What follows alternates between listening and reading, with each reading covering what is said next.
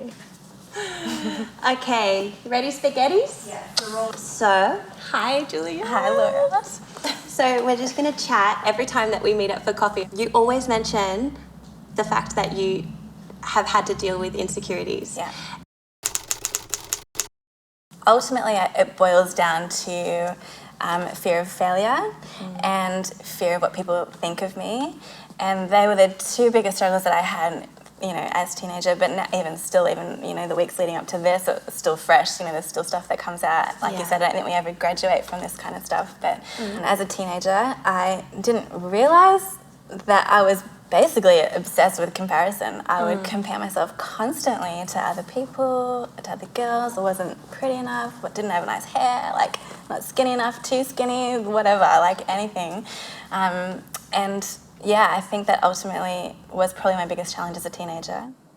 Most of my battles were internal. There weren't many external battles, They were all internal, all in my mind, all ones that I had to overcome. It felt lonely because I wasn't sure who I could talk to about it because they often go unseen. You look at someone, you don't imagine them suffering.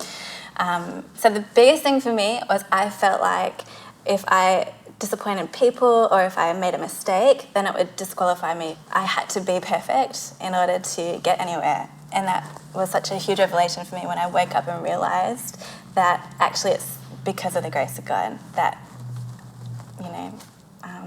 I can step into all He has for me. Yeah. And it actually has nothing to do with me and how perfect I am or how many mistakes I made, because I've made so many and I've hurt so many people, not intentionally, but these things happen and life happens and you grow and you mature and you learn from these things. But definitely felt like, I was striving. Yeah. And that came from a fear of failing and wanting to be perfect. What kind of comparisons would you make against other girls? It was mostly body image stuff, to be honest. That was a huge one for me. And to be honest, I was just so deceived. I thought anybody was better looking than me. I thought anybody was prettier than me. Anybody was skinnier than me. Anything and everything. I felt like I could talk my way out of anything great because there's always someone that was better than me at that. Yeah. So it was a huge one. Yeah. I get it.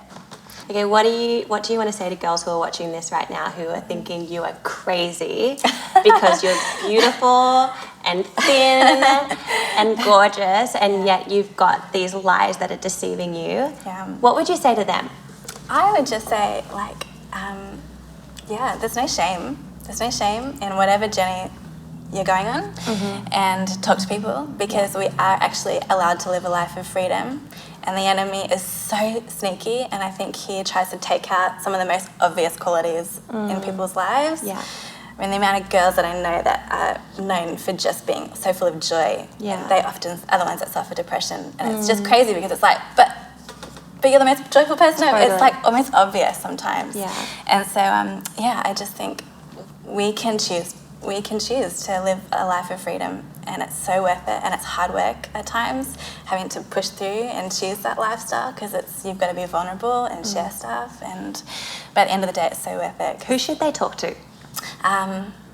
People that are further on the journey, people that maybe that they know have also been through a similar struggle. I think you need to be careful sometimes who you share it with. It's got to be someone trustworthy. It's got to be someone further ahead in the journey. Yeah. That's going to help you walk you through it, not stay in it with you. Yeah. So, Good job.